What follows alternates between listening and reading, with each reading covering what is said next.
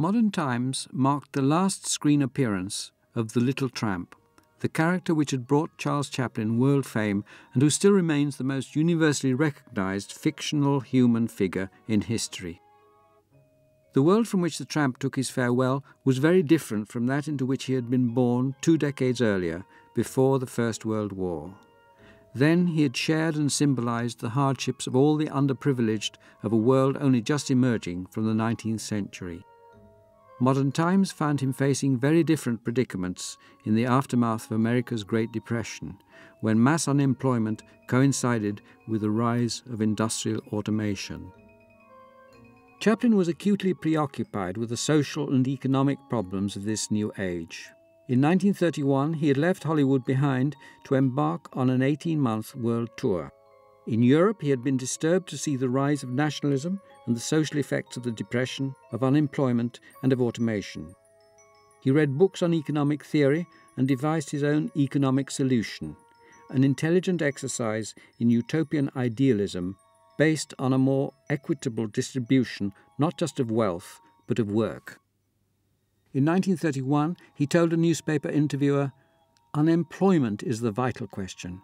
Machinery should benefit mankind. It should not spell tragedy and throw it out of work." In Modern Times, he set out to transform his observations and anxieties into comedy. The Little Tramp is now one of the millions coping with the problems of the 1930s, which are not very different from anxieties of our own times. Poverty, unemployment, strikes and strike breakers, political intolerance, economic inequalities, the tyranny of the machine. The film's opening title, The Story of Industry, of Individual Enterprise, Humanity Crusading in the Pursuit of Happiness, is followed by an ironic juxtaposition of shots of sheep being herded and of workers streaming out of a factory.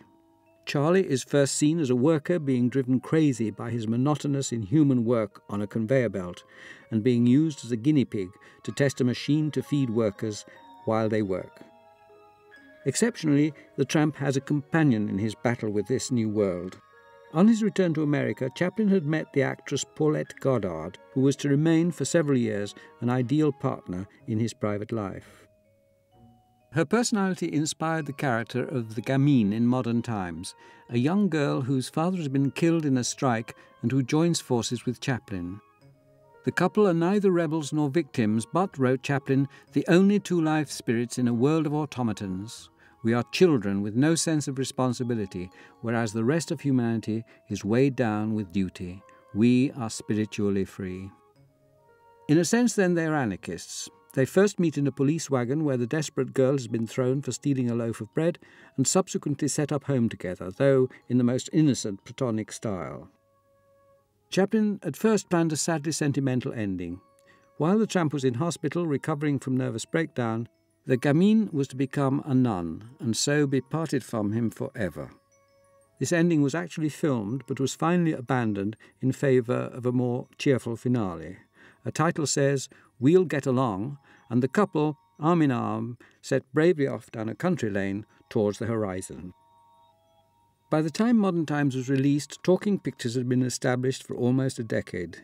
Till now, Chaplin had resisted dialogue, knowing that his comedy and its universal understanding depended on silent pantomime. This time, though, he weakened to the extent of preparing dialogue and even doing some trial recordings.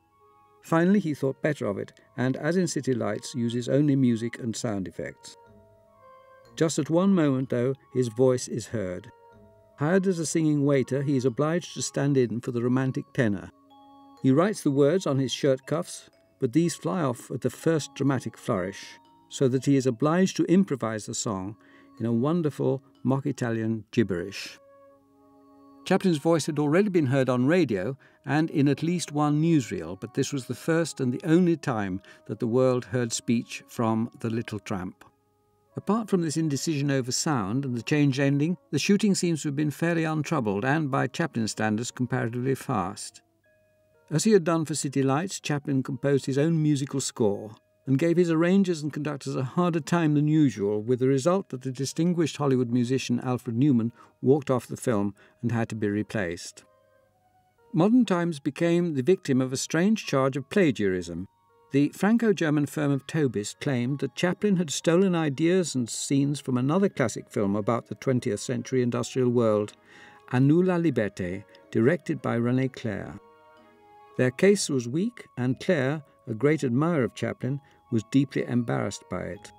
Yet Tobis persisted and even renewed its claims in 1947 after the Second World War. This time the Chaplin studio finally agreed to make a modest payment, simply to get rid of the nuisance. Chaplin and his lawyers were convinced that the determination of the German-dominated company was revenge for the anti-Nazi statement of the great dictator. Happily for the world, Tobis failed in their original demand to have Chaplin's film permanently suppressed. Instead, Modern Times remains as a commentary on human survival in the industrial, economic and social circumstances of the 20th century. It is still as relevant in human terms for the 21st century.